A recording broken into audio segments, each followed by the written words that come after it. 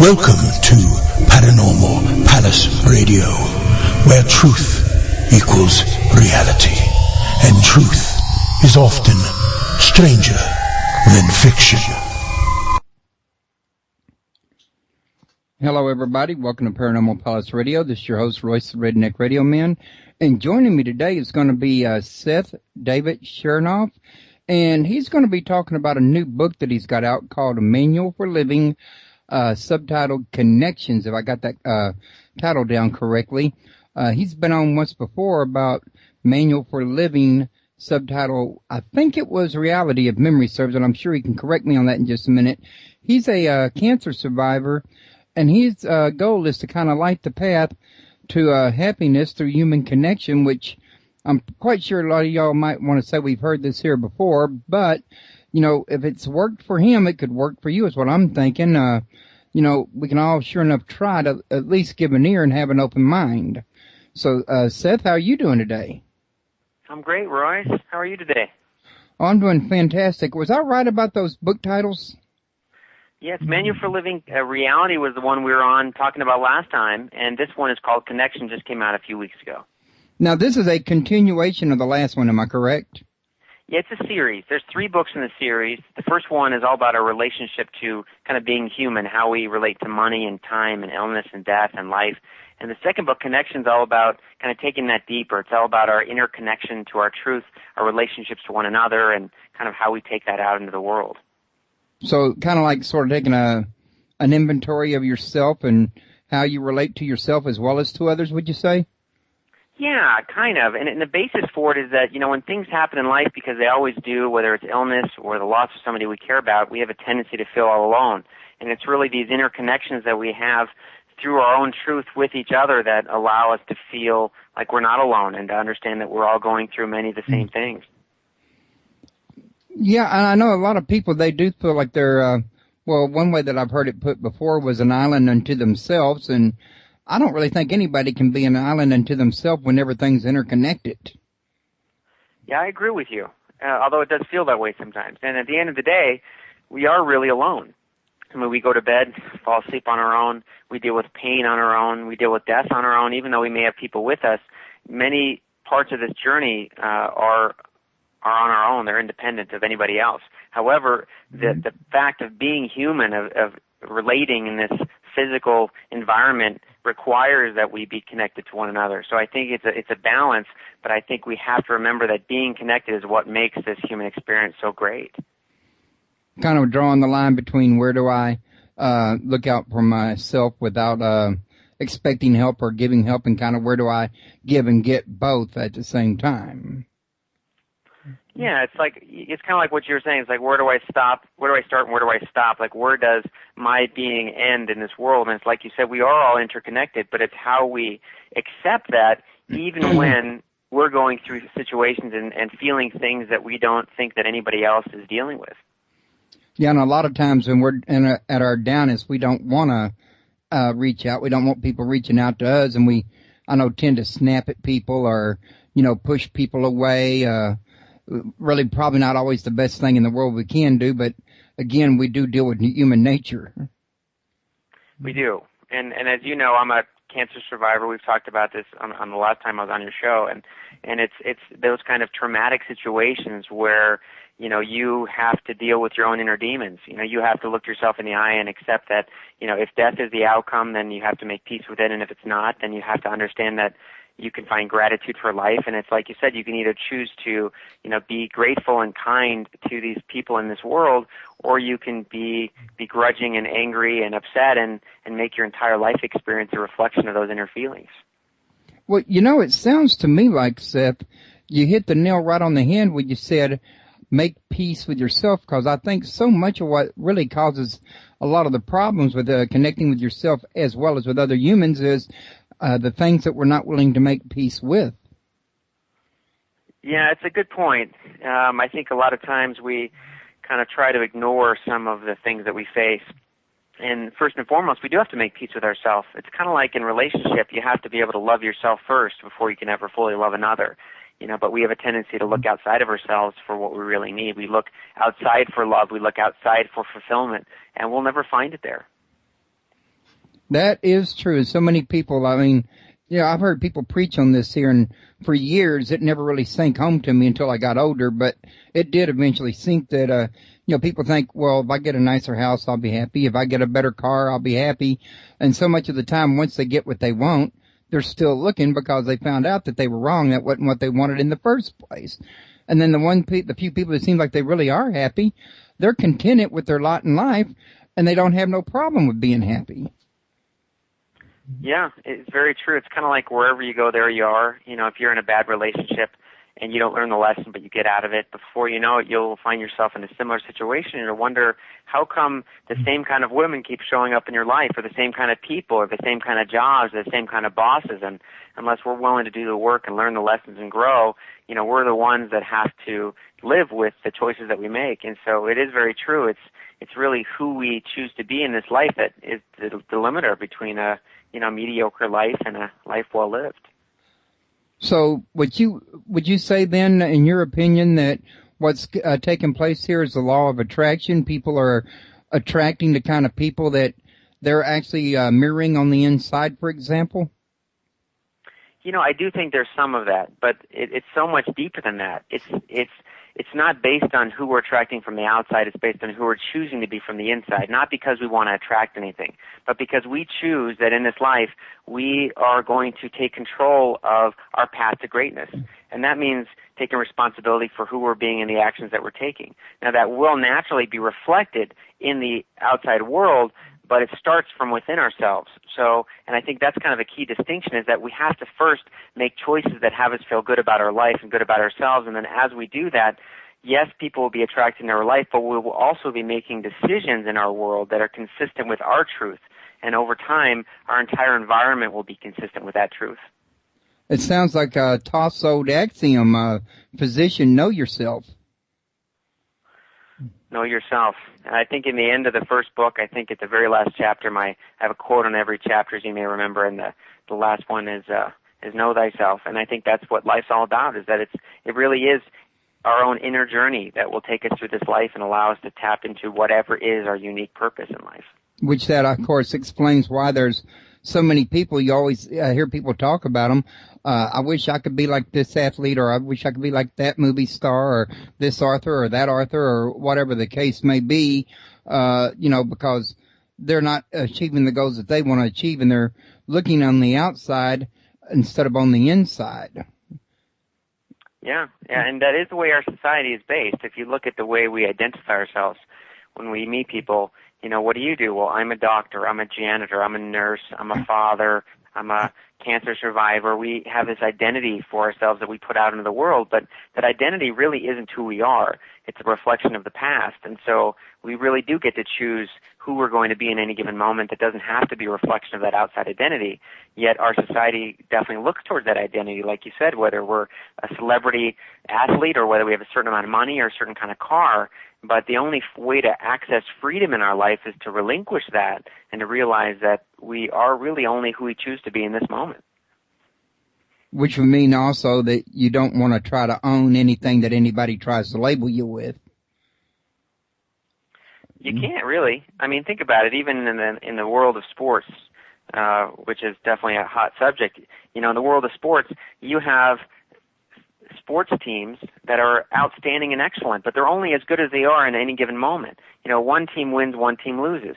The next week, that same team may lose, and then that team isn't quite as good technically as they were the week before. It's kind of like how we are in life. We might do something really great in 1 week, but next week maybe we're not as kind, we're not as gracious, we're not as friendly, we're not as giving.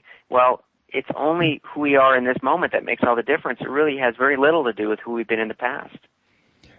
Yeah, I know that a lot of the ancient gurus or sages or shaman, they always taught that there really is only the eternal now, and that time as we understand it is, it's more illusionary for the three-dimensional world. I don't know if you've read anything about that or not, but you do sound like you've studied something along spiritual teachings somewhere. Am I correct? My spiritual teachings has kind of been through the life of hard knocks, which probably is kind of the way most of us do it. And I think that's why I wrote the Manual for Living, is I felt like that people didn't have to step in the same potholes that I did again and again and again. I feel like that there's a path to happiness and fulfillment that doesn't have to involve as much pain and suffering as I went through to get here. And so that was the whole premise for writing the book, but I do think that there's a lot of wisdom out there. And what I always tell people, and it even says it in the beginning of the book, is this information isn't new. I mean, the information that people teach and talk about is the same as it's been for thousands of years. The problem is that we haven't really learned it. We haven't accepted it. We haven't embraced it. And we haven't lived our life according to the truth of this existence. And so the Manual for Living is really designed to help us do that now in a format that allows us to tap into it. So I think there's a lot of spiritual teachings that kind of come together, but if you look at them, if they're based in the greatness of the human spirit, then they're all the same. Which makes a lot of sense. Now, if I understand correctly, though, you're not just a cancer survivor, but you're a 2-time cancer survivor? That's right. I had cancer twice because, like we were talking about earlier, sometimes you have to go through things twice to learn the lesson and figure things out. And I always tell people it was one of the greatest blessings that ever happened to me because it allowed me to waken up. And my life was great before then. I had a great company that I was running, I had a great family. My life really was fantastic. But after cancer, it got even better because it allowed me to see and listen to my own truth that I had been ignoring for so very long.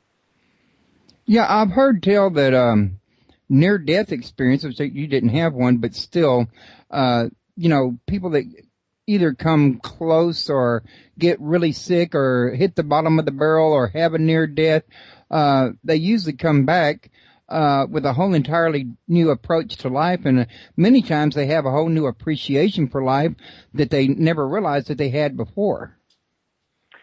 Well, there is something about facing death that wakes you up. And it's not that we don't know we're going to die. We all know in our mind that eventually this physical existence will terminate. That doesn't seem to be the problem. The problem seems to be that we ignore it, and we refuse to believe it. And you know as well as I do, 1,000,000 times you hear, well, live in the moment, you don't know how much time you have. But until you've dealt with traumatic illness or until you've stood next to somebody you cared about and watched them pass away, your relationship to death is kind of amorphous. So once you've been through that, though, you realize how little time that we actually have. And many times that's what wakes you up to the greatness of life and allows you to have the strength and courage to make better decisions in your life. Yeah, I can tell you that my sister, she died at age 42. My brother-in-law died at age 52, and that kind of pointed out to me that, hey, we really are not guaranteed tomorrow. You know what I'm saying? So many people, they say, well, the average person lives till they're 70, or some of them live till 80, some live till 90. I probably got to at least till 70, and then something snaps and they come that close. They're like, well, maybe I don't have all the time I thought I had. You know what I'm saying? Yeah, exactly. Exactly right. Is that even though you're right, they publish what the average life expectancy of U.S. citizens, for example, is, there are still people who die every single day, every single hour, every single minute. And so if it's not you, then you better be making choices in your life that are consistent with your truth, living your life in a way that's consistent with who you want to be in this world. So that would include, like, say, if you go job seeking, try to seek out a profession and doing something that you enjoy doing so that you can flourish in it. Yeah, absolutely, and it's even deeper than that. It's how we show up in this world. I get a lot of people who call me or email me and say, gosh, I just don't like my job, and I don't think I get another one, or I just don't like my life, I don't like my relationship, how do I get out of it? And really in life, there's only 2 things that we can't control. We worry about everything. We think we control all kinds of stuff, but really there's only 2 things that we control in life. It's who we choose to be in any moment, and then the actions we take as a result of that. So who we're being and the actions we're taking. And so what I always tell people is you have to base your life in a sense of service, in a sense that's consistent with your truth. So it really doesn't matter what your job is, whether you're a janitor or a teacher or a nurse. It makes no difference what career occupation you have. It still needs to be based in service in order that you're going to be fulfilled with every part of your being and rewarded emotionally, mentally, spiritually, and financially.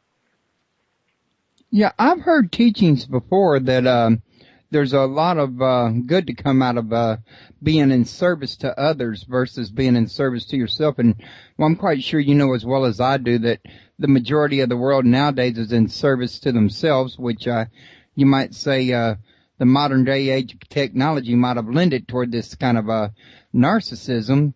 but it's probably also led to a lot of people living less happy lives than what they used to, say, back in the days of the West or whatever.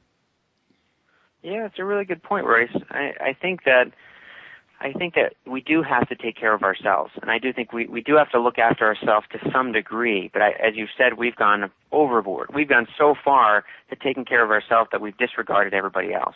And I think that the only way to really be fulfilled in life is to be of service, whatever it is that you're doing. Again, it doesn't matter. It's not about the activities that you're doing in life. It's about what comes from behind it. And for me, I've just found that being of service is the only way to be truly happy. There's no other way. It's like you said earlier, there's a lot of people in this world with a lot of money, a lot of houses, a lot of cars, many of them not happy. But you look at the people who are of service, doesn't matter how much money they have, and they're happy. And they're also, they're the kind of people, they know more people because of the work that they're actually doing. They're getting out. They're not just sitting around in front of a TV or, staying at the corner restaurant or whatever the case may be, but they're getting out to help people in the process. They're meeting more people, and they're making more friends, in other words. Yeah, and many times by being of service, by putting service first, you'll actually make more money. And not only will you be happier, more fulfilled, but you'll be more successful at whatever it is you're doing. And we talk about, yesterday I was talking to a friend about being in a sales job. And sales is one of the greatest, oldest occupations in the world. It's all about relationships. It's all about connecting. But if you do it from a sense of service, where you're there to give, to provide value to your company, to your customer, to whoever it is you're dealing with, you generally will get more sales. You'll be more successful. But regardless if you do or you don't, you'll know that you'll be integritous within yourself. You'll be showing up from a way that's consistent with your own truth. Well, I think you just said a key word, at least to my way of thinking, and that word was integrity. To me, it seems like when you show integrity, that lends into your self-esteem, which also tends to come out in your manifestation and how you deal with others. Absolutely. Because you can feel, oh, hey, I feel pretty good that I'm doing what's right. I feel good that I'm helping somebody. I feel better about myself. I'm not just being selfish and, what have you. And then the more you feel like that, the more you want to do, in other words. Yeah, because you're consistent with your truth. You're following a path that you know contains integrity with who you're being in life. And I think a lot of times we do just the opposite. We maintain a job that we don't like because we want to maintain a certain income in order to support our family, in order to have a good life or go on vacation or whatever it is. And so the job itself becomes secondary. And really the job is what takes up the majority of our time. And if we can maintain integrity with our truth, with our work, again, that's the majority of our effort in any given day, then that's the place where we're going to find fulfillment. And then everything else is frosting on the cake, if you will. Which in a case like what you're describing, it sounds like to me the job is what's become the source of the unhappiness in the end. It does seem that way. It does seem that we go to work and then we can't wait for the evening or the weekend or retirement in order to find our happiness. But we got to find it right now. And kind of what we've been talking about this whole time is if you really accept that life is short, that you don't know how much time you have left, why would you allow yourself to suffer in a job that you don't like 50, 60, 70, 80 hours a week and make yourself miserable, unhappy, unfulfilled, and just kind of throw your life away that way? That might have a lot to do with explaining the corner bar phenomena. Everybody labors for that 5 days, and come Friday, the first thing they do is check into the bar and drown their troubles. Yeah, unfortunately, that is part of the sad state of affairs of our society. We do have a tendency to ignore our problems and try to use some outside substance to deal with them. Yeah, but I've seen people do this here before, like what you're talking about. And it seems to me like it always comes back to haunt you in the end. And what happens is you just, over a period of time, you sink lower and lower and lower. And the lower you sink, the harder it is to climb back out of that hole. Exactly. And that's what happens when we look at life from the outside in. If we're looking at our life and our level of success based on what we've achieved outside of ourselves, by the amount of money in our bank account, by the value of our stock portfolio, by the fact that whether or not we own a house, by our relationships, if we look outside of ourselves to gauge our level of success, we will almost never be fulfilled or happy with the outcome. That's why we have to look from the inside out. We have to come from our truth, because we realize that anything that happens outside of ourselves not only is some kind of reflection of what's happening inside of ourselves, but it's also only relative to what we give meaning to. So it's only significant in that it's a reflection of this physical world, but our truth, our happiness, our fulfillment, everything that really matters only comes from within. Now, you keep referring to this truth. Now, everybody's truth is going to be different, isn't it? Well, absolutely. In fact, I mean, that guiding people back to their truth is what the Manual for Living series is all about, is we each have to go back to our truth. You know, we've been taught to go to our church or synagogue, or to go to work, or to go to family or neighbors, and somebody out there will give us the guidance that we desire. But the true answers to our own path are inside of ourselves. So instead of looking outside, we've got to look within. But that's the only way in order to get clarity around what is working and what isn't working in our own life, in our own microcosm. Would you say maybe recommending finding a quiet time, maybe 5, 10, 15 minutes a day, whatever you can spare, to just sit around and quiet and kind of reflect and do an inventory of yourself? Or I don't know about most other folks, like say me personally, I'll be in the kitchen cooking when there's a lot of quiet and everybody's gone or whatever, and I'll be thinking while I'm cooking, and you'd be surprised what comes to you during these times of reflection, in other words. Yes, you're absolutely right. Is when our life is chaotic, we have to find peace. And you're absolutely right. You don't have to meditate. You can be doing the dishes or cooking. You can take a walk. You can just sit quietly. I think sometimes we just have to unplug from life for a few minutes in order to hear ourselves, in order to listen to ourselves. But when we're outside in the hubbub and the commotion, it's just that much harder to hear what it is that's being spoken to us. Yeah, and this is what I've heard a lot of people tell me about meditation, is that it's so hard to do it because of all the background noise of their thoughts, even when they go to bed at night. Some people have to have like a wind down period because their thoughts just keep running through, and unless they're at least so tired they can't seem to fall asleep. And well, you can see how that can hinder meditation. How would you recommend somebody get past this here background noise? I spent 15, 20 years trying to learn how to meditate, and you talk to people, and I went to Shambhala centers and, all these meditation practices, and it just wasn't for me. And so for a while I would just beat myself up. How come I can't meditate? This can't be that hard. I know I'm a spiritual guy. Why is it so difficult to meditate? And then I realized that it's not about sitting in one spot, in that formal pose and closing your eyes, even though that works for a lot of people. But for me, it doesn't work. For me, I need to take a walk. I need to find another avenue to find that sense of peace. But I feel like that in order to create balance in life, we have to create that space. And like you said, it could be anywhere. It could be, when you're sitting at a stoplight for 3 minutes. It could be before a meeting, you're sitting in your car and you have 5 minutes just to collect your thoughts. It could be journaling. It could be doing anything that really allows you to let go, relax, and reconnect with yourself. Okay.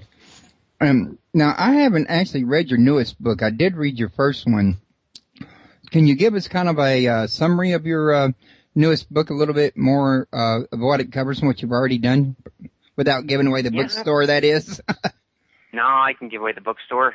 That's what it's all about. I mean, I didn't write this for the fame and fortune. I wrote it because I felt like it would help a lot of people. But Connection, being the second book, again, is all about our relationship. So it's a relationship to each other, to our spouse, to our children, to our friends, to our coworkers, and it's our relationship to our truth. In many ways, those are the same thing. The issues we have internally will generally be reflected in our relationship. So I go really deep into connection and communication. I talk a lot about, what disagreement is all about and how we have a tendency to want to be right. And in order to do that, we make somebody else wrong, which creates disharmony, which disconnects us from our truth. And so I talk a little bit about that. I talk about judgment and letting go, how we have a tendency to bring the pain of the past into the moment, and that the only way to truly connect is to release the past. I talk about forgiveness, acceptance, getting deep into gratitude, which I think is a key tenet of finding happiness and fulfillment in life. I talk about our attitudes to one another and how our mind kind of controls what we think we see in this world. I go into character and how to live from your heart, how to deepen your friendships, how to find intimacy not just in your relationship with your spouse, but intimate connection with the people that you care about. I talk a little about children, because I think that children and family, of course, are kind of a key priority in our lives. And I talk a lot about finding our truth, listening to it, discovering how to fill the void within ourselves, taking responsibility for life, and really making life amazing. Yeah, I know a lot of people that have told me that they felt like they had a void in their life. But the thing I've never understood is, what is it exactly that creates this kind of a void? I mean, from my perspective, I don't remember having experienced a void, and maybe it's, just, a DNA thing. Maybe it's because I'm under the sign of Leo. I don't know. You got any kind of clues you can give on, what kind of things might lead a person into this kind of a void? Yeah, I think that whenever you're walking through life and you're not truly happy and you're not truly fulfilled, then there's a void in your life. And it's not a bad thing. It's not a judgment. It just means that we're here for a unique purpose. And as long as we're ignoring that purpose, then we will feel empty inside in some form or fashion. As long as we're not living from our heart, we're going to feel like there's something missing in our world. And so when we talk about kind of relationships and connections and listening to our truth, if we actually do follow our truth in life, in every relationship, in every connection, in every work environment, we will be fulfilled. We will be happy. But what tends to happen is we get stuck in situations that we don't want to change. Maybe we're in a physically abusive relationship and we're afraid to get out. Maybe we're in a job that we've been in for 15 years and we know we're not really happy, but we're not miserable enough to leave. But so we stick with it and we allow ourselves to be mediocre in our life. And so where some people may turn to drugs or alcohol or addictions to deal with a void they have within themselves, many other people just subsist through life. And I'm not saying that's you. I just think that in general, I was one of those people. I was happy. Things were great. Why would I change anything? But by changing things, I found that there was such a deeper desire for me to do things in life that allowed me to tap into a sense of happiness and fulfillment that I could only dream of beforehand. So it's kind of, you might say, goes back to a sense of longing or yearning. If I'd only gotten this job instead of this one, if I had gotten married instead of being single, or if I'd had a different mate, but you get yourself in a situation that creates a sort of a yearning or longing for something better, and then you end up staying in it instead of trying to, climb out of the pit, in other words. Yeah, kind of, but it's not about regret, right? It's really not, it has nothing to do with looking into the past. It has everything to do with looking into the moment and waking up and looking in the mirror and really deciding if we're truly happy. And only we know that. Only us individually can tell us if we're truly happy. We may be happy on the outside. We may pretend to be happy with our spouse and our children and our workplace. But we have to be honest with ourselves. So it's really not a comparative reality. We're not looking to compare ourselves to anybody else or to our past. It's really just looking at ourselves and saying, am I happy? Am I fulfilled? Am I doing what I feel like I'm here to do in this life? And if any of those questions are no, then something has to change. And what about, and say, like, for example, this situation of a young couple that, gets married, or maybe they even go out and, before they get married, and create a baby. And then later on they have regrets because they weren't ready for parents, to be parents. Do you have any suggestions for people to do something like that? Because you really need to stay with that kid till they're 18, but yet you're hung into something you kind of wish you hadn't done, and you're in the moment, like right now. I'm drugged down. I can't date anymore. I can't, do certain things, other things anymore either. All my money's going to support the baby. What would you recommend to people like that? Well, first thing is I don't believe in regret. I think regret is the biggest vacuum of energy in our life. There's no sense in it. We can't change anything from the past. Whether it's a baby or a job or something that we did that landed us in prison, it really doesn't matter. We made choices. The big distinction, though, is how we take responsibility for those. And that's really what the first book is all about, is that in order to access our happiness, the first step is taking responsibility. We have to realize that the current state of affairs in our life is of our own doing. We have a tendency to blame everybody else. Maybe we blamed that girlfriend that we had that kind of really wasn't being protected when we actually had sex and we had this baby. Maybe it was my boss. Maybe it was this. We blame everybody for our problems.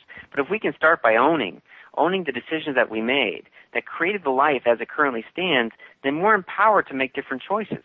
So we can't change the past, but if we look at it from this moment only and we say, gosh, it's not really what I planned on, my life isn't the way I expected it would be, but this is what it is, and this is what I have to deal with, and I'm going to find a way to make it great. And it's going to require us to actually step into our life and take ownership, take responsibility, and make choices that are consistent with that truth. So it may not be the easy answer. It may not be what somebody in that kind of situation wants to hear. But the truth is that we're guided in life. We're guided throughout everything that we do. And if we find ourselves in a situation that doesn't feel right, we need to listen and see if it's something that actually could be supportive in our life. Maybe having that baby was the best thing that could ever have happened to you. Maybe it stepped you out of maybe walking into a path that would have landed you in jail or something worse. So maybe this path to have a child has actually given you a lease on life, a chance to do something better with yourself. And that's something that we have to be open to. We have to be aware of. Okay, that makes a lot of sense, too. But what I'm getting at, before I forget, I wanted to mention, I put your link in the chat room. It's www.manualforliving.com. Y'all can also just Google Seth David Chernoff, and that'll take you right to the results page where he's very up high on the top of, I think, the very first link, in fact. His book is right here on the front page. I'm going to move it to my archive tomorrow along with this here show for people that didn't make it live or that are listening at iTunes or Shoutcast, and also for you people listening at different locations. I don't see in my chat room. The call-in number is 832-632-7904. And also I'd like to mention to everybody not to forget to drop by United International Paranormal.ning. It's a social network. They got all kinds of people that are from around the globe. They got state chapters for almost everybody nowadays, for ghost hunting, UFO research, and almost anything you might want to get involved in. We kind of plug each other, so I hope you didn't mind that, David. Not at all. But yeah, I was going to say that, I was prodding you for these here questions because what I'm doing is I'm thinking of people that have actually gotten themselves involved in these type of situations, because the thought occurs to me that if I know people and there's other people listening who know people or whatever, and they might could recommend that, them to this show, maybe to check out your book and maybe get some feedback from it, in other words. So that's why I thought it might be a good idea to ask. Yeah, no, absolutely. I appreciate that, and I'm always I'm here because I feel like this information is there to help people, and that's what it's all about. And you originally was your first books, I believe, was corporate type books or business type books, weren't they? No, actually, but I have started a number of companies. I've sold a few companies. I've shut down one that didn't work out. I mean, I've kind of been through the business world and really enjoy that part of life. I feel like you can't disconnect from this world. I mean, I think we're here to be a part of it, and that means that wherever we find a place where we can be of value, we're here to engage and interact and to do our part. Well, in your personal opinion, do you think perhaps you're finding a more spiritual path and feeling better about yourself might have been part of the cure for your cancer? That's a good question. I guess I've always been on a spiritual path since as far back as I can remember. And I think the difference was that when I got cancer the first time, it really awakened me to do something that was a little bit different than I was doing in my career. So up to that point, there was this kind of inner voice inside of me that was hollering at me and telling me and guiding me to do something different, to start writing. And I just didn't want to do it. I just really ignored it. At one point, it was just screaming at me, and I said, hey, look, I'm busy. I got a life. I've got a family. I don't have time for that kind of stuff. Well, and then sometimes you get sick, and illness is a great teacher. And because of that, I started writing. And I wrote for 5 years straight while I was working and had my family. And I wrote and wrote and wrote. And after about 5 years, I got cancer a second time. And then I realized that I needed to take all that writing and get it out in the world. And so it took me another 5 years to get all the writing organized in a way that I felt like it was ready for people to embrace. And then it took me another year or two to actually get it to the world. So it's been kind of a very interesting and a very fun and rewarding journey that way. Sounds like it's been a rather long journey, too. Some things in life take longer than others, don't they? So yeah. I guess it depends on the dream that you have and kind of what your desire is. And it's funny, sometimes the things that take longer tend to be more rewarding and fulfilling because you realize what it took and what kind of investment it took to get you there. Well, yeah, I was asking that also because I've read articles online that indicate that scientists have learned recently, or the medical profession has, that your emotions and how you feel about yourself, your esteem, and that is really directly related to your immune system, and that having a better emotional and spiritual life actually strengthens the immune system to ward off things like cancer, in other words. Oh, it absolutely does. It's all interrelated. It absolutely is. We either learn from illness or a result of the physical problems in our life will be reflected in illness at some point or time or another. I mean, stress naturally will create physical hardship and pain. Emotional trauma will reflect itself in physical bodily pain or trauma. And so, yes, absolutely. It's kind of like what you were saying earlier. Yes, we are all interrelated, but so is every part of our life. If we're anguished in any part of our being, it will absolutely affect the other elements of our life. I know like some people, or a lot of people, though, they go on in denial. They have these kind of issues for years on end.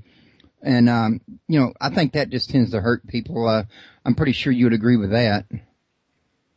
Yeah, denial is a funny thing. I just think there's a lot of things that we do to put barricades in between where we are and where we want to be. We come up with lots of excuses as to why we aren't going to choose or step into our greatness. We blame people. We say that there's no time, or I can't quit my job because I need the money, or I can't do this because, my grandfather is dying. And we come up with any kind of excuse as to why we shouldn't be living our greatness in this life. But the truth is that we can't let anything stand between who we are and what we're here to do in this life. So it's either denial, or it's regret, or it's pain, or it's any number of things that we come up with in order to prevent ourselves from actually taking risks and doing what we're here to do. Which goes back to what you were saying you went through with your cancer treatment that second time. You were were kind of putting off and having reasons not to write, and until after you confronted that. So it sounds like this one from experience, in other words. Oh, yeah, many times. Many times. And I do think that, for me, it's kind of a life or death thing. I really felt like I was going to die with my second cancer. I thought that was it. I got all my affairs in order. I said goodbye. And when I woke up, I realized, gosh, I'm still here. I guess it's time to kind of get back on my path and do it the right way. And I just made a decision that no matter what happened, I was going to step forward and continue along my journey, no matter how long it took and, what sacrifices I had to make. And I think that in life we have a tendency to get very complacent. We get comfortable in our house, in our relationships, in our work, and we don't want to change anything. And so we sacrifice what could be an amazing amount of happiness and fulfillment and reward for the complacency of our life. Yeah, I think I've been guilty of that when I was younger, and maybe even still now. I'm not even aware I'm doing it. Sometimes you can even tend to deceive yourself. I never would have believed that when I was younger. But I found out over the years that what you know when you're young and what you know when you're old are two different things. Yeah, many times it is, but I do think that our inner truth never changes. But it's right. There is wisdom that comes from age. There's wisdom that comes from, making decisions and dealing with the consequences and realizing that we do have a choice and that we do control, what happens in our life. And I think, through age, you have a certain wisdom that allows you to think through things in a way that many of our younger generations haven't learned how to do yet. Yeah, there's a lot of, truth in that there. I really do believe that. Now, I wanted to ask you, while we still had 20 minutes or 22 minutes left, if there was anything you have new coming up. As far as events and so forth? Events, new books, workshops or whatever? Yeah. So I've been doing this workshop. It's called True Happiness Regardless of Circumstance. And, I think a lot of people sacrifice their happiness because of something that's going on in their life. Whether it's getting sick or somebody around them getting sick or not having enough money or having a problem in their job or whatever it is. So I've been doing this seminar series, which has been a lot of fun. I've got a bunch of radio interviews, a few lectures coming up. Working on an audio series that goes along with the book and a workbook that goes along with the series. And then there's a third book in the series which comes out next year. So I've got a lot of stuff in the works, but I would just say if you want to follow me, you can go to my website, and you can follow me on Facebook, which is just facebook.com/manual4living, and you'll get posted on everything that's going on. But really right now it's all about kind of bringing this book connection out into the world and sharing it with, whoever I can. Now, this book Connections is your second one in the series of Manual for Living. What's the third one? So the third one's called Purpose. So again, reality has to do with our relationship to being physical, to how we live in this life in a great and empowering way. And then the second book, Connection, takes that even deeper to how we connect with our truth, how we take that into the world, how we relate to one another. And the third book is called Purpose, and how we get clear on what our unique purpose is in life and how we live that through our connections, through this physical environment in a way that's fulfilling and empowering. Now, that sounds really interesting. And, the interesting thing is, I've been to other people's radio shows. I've been to church. I've been to a lot of places. And that word purpose comes up an awful lot. It's like it's a big unknown something out there that everybody's looking for and nobody knows how to find. You know what I'm saying? Yeah, I absolutely do. And I do get a lot of people call me and say, I just can't figure out what my purpose is in life. And I think it's because we're all looking for this big, grandiose purpose, like this huge vision for life that's going to transform everything. It's got to be, we just think that it's got to be some huge things. But the truth is that our impacts, however little they may seem, they reverberate around the world. They impact people for lifetimes to come. And so we can't disregard whatever contributions we have in this life as not being meaningful. And so I always tell people, what's the purpose that you discover in this moment? And maybe you have clarity around a bigger purpose. I know a lot of times I do in certain areas of my life, but sometimes I don't. And so it's really a matter of just showing up in the moment. As we talked about earlier, we control who we choose to be and the actions that we take. And so it's really focusing on those two things and doing it in a way that's consistent with our own inner truth. And through that, we will discover and get clarity around whatever purpose that we're here to live. Right. Now, I do tend to agree with you. A lot of people, I don't know, and I think it might have to do with the environmental teaching you get as you're growing up, seem to think that purpose has a big special thing like a big star or a president or a congressman or whatever the case may be, versus the fact that they don't realize that, purpose can be something you enjoy doing. Pretty much, if you're making yourself happy, then it's easier for you to make other people happy. And we're not talking about, being selfish and looking out only for you, but we're talking about putting the horse before the cart, in other words. Yeah, I think it has to do with kind of how we value certain professions in our society as well. We have a tendency to look down upon janitors and garbage men and even teachers sometimes compared to politicians and celebrities and presidents. And it just doesn't work that way. There's no hierarchy. There isn't really one person who's more important than another. We all are making a contribution that impacts people for lifetimes to come.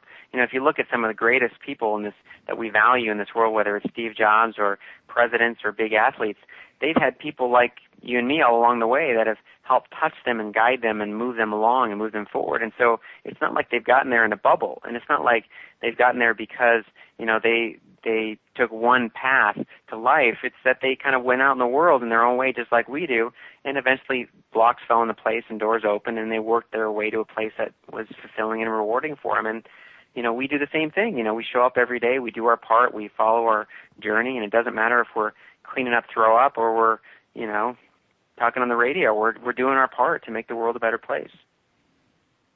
I would tend to agree. It wasn't long ago, me and my son Joshua watched a movie that had Stone Cold Steve Austin in it. I don't remember the name of the movie, but he had evidently been a boxer or a fighter in the past, according to the storyline of the movie, that ended up as a janitor. I think he had accidentally injured somebody or something, or, whatever the case may be.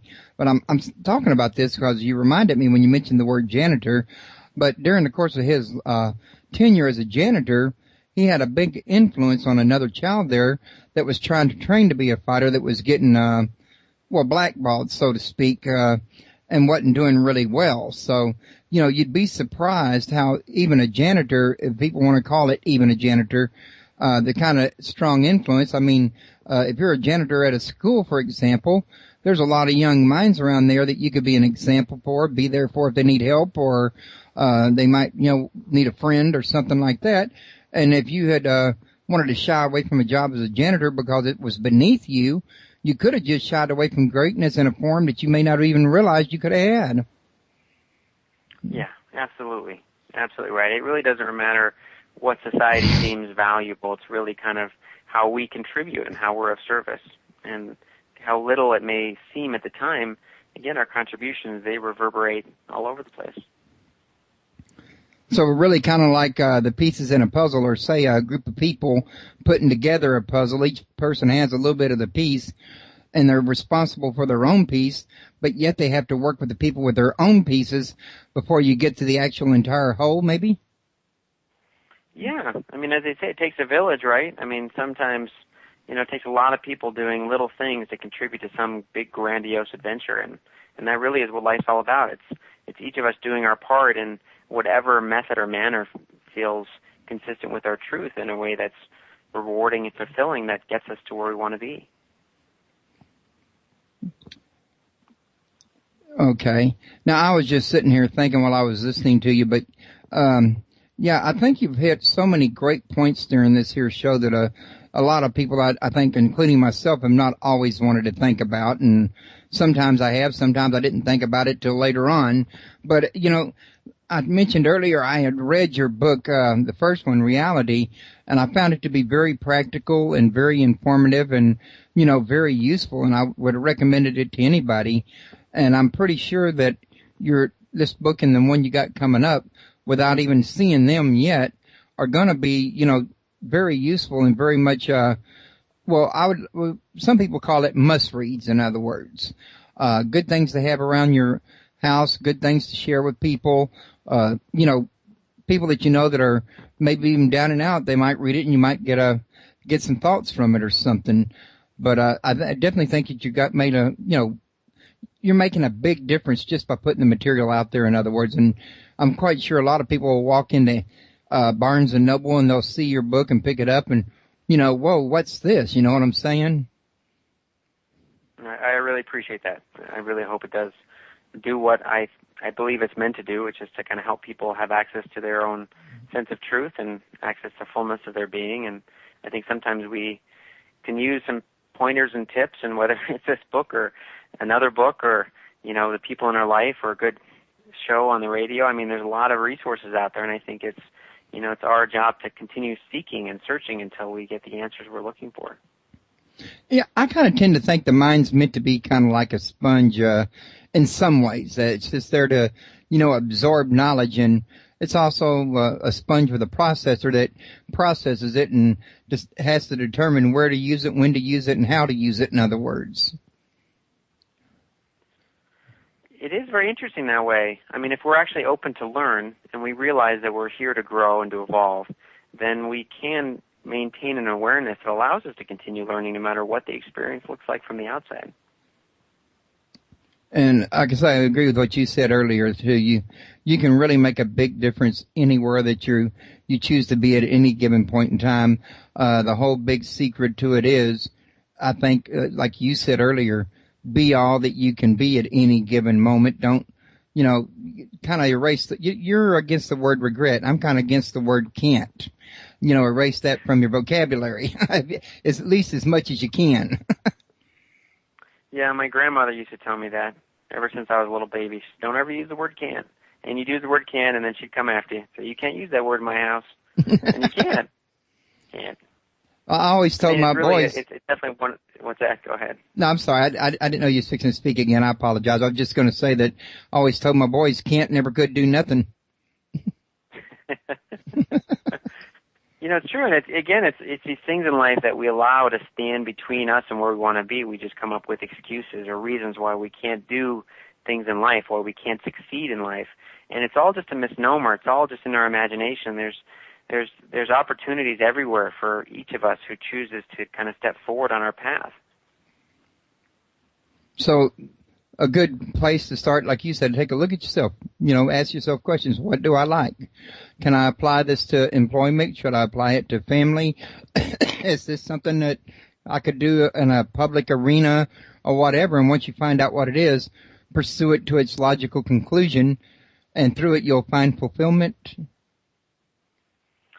Yeah, and it's kind of like, a lot of people, and I think a lot of our younger generation say, well, gosh, as soon as I get the perfect job, everything will be great. As soon as I get the perfect wife, everything's going to be great. And we know that's not how it works.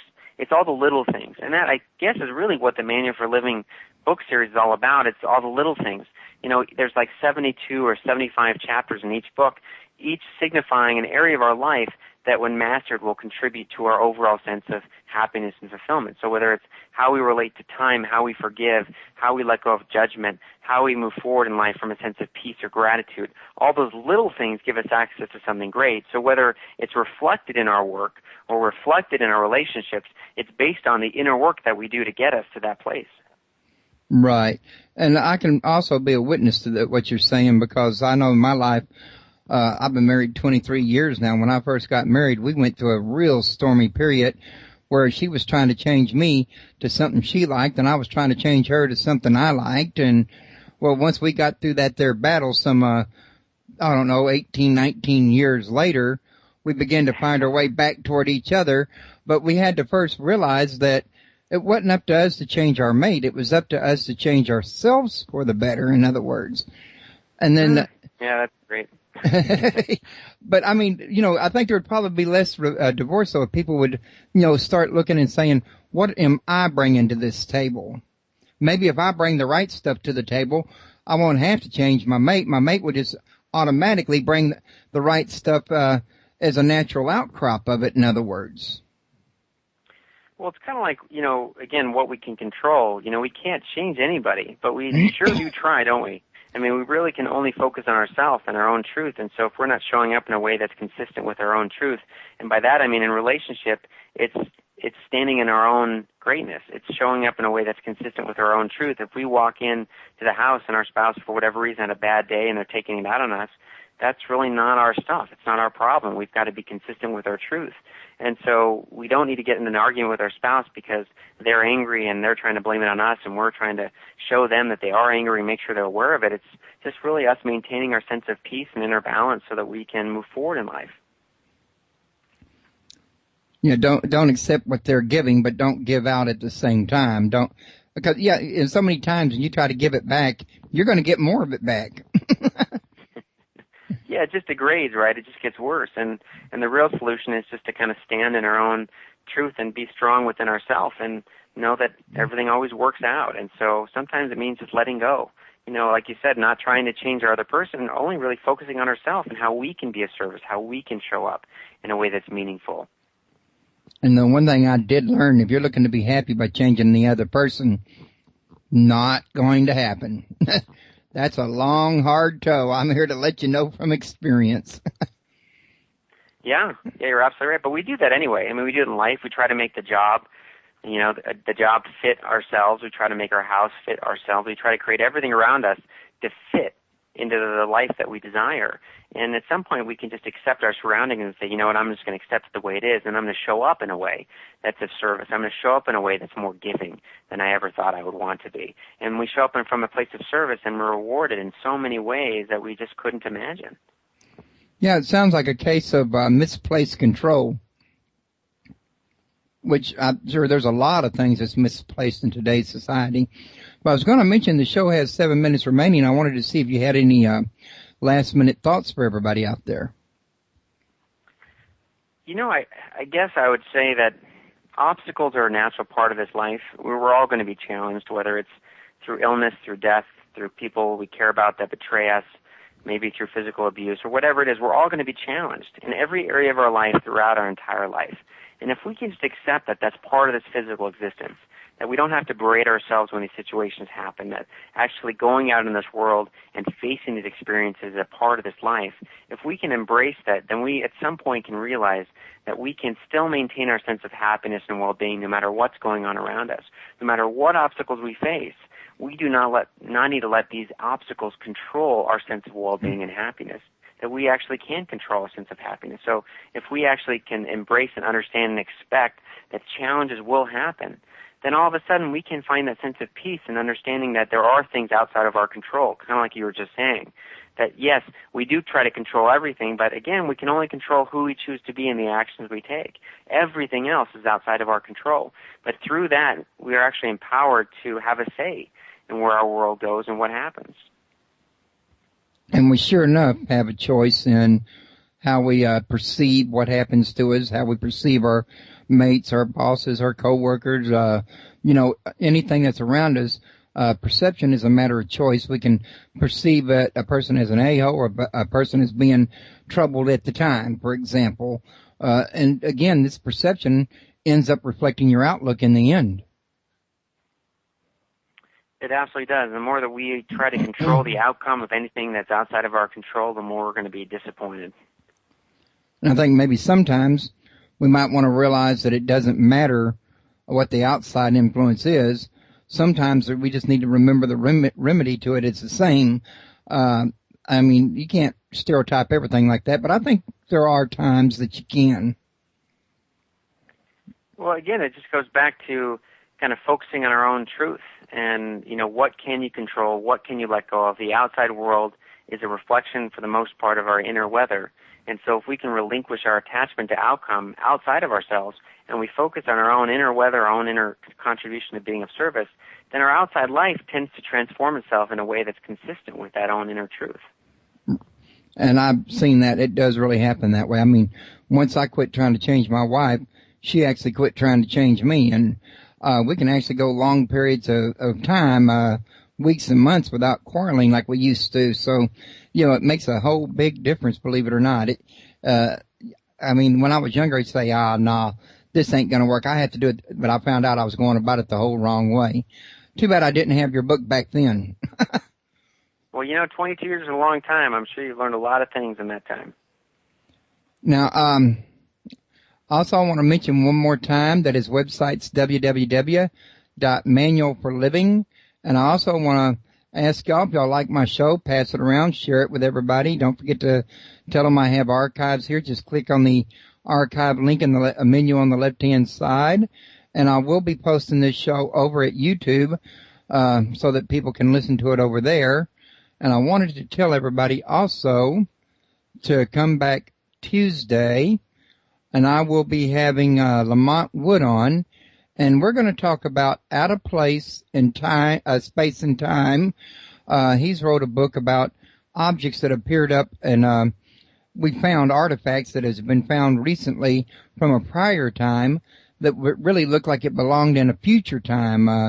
That's why he calls them out of place in space and time, because the technology looks a little bit better or more advanced than what it was at the time that it was actually invented, in other words. So this promises to be an interesting interview, and I hope everybody makes it. That's going to be Tuesday night at 8 p.m. and Central Standard Time, and I'm trying to, there it is, Tuesday, October 18th.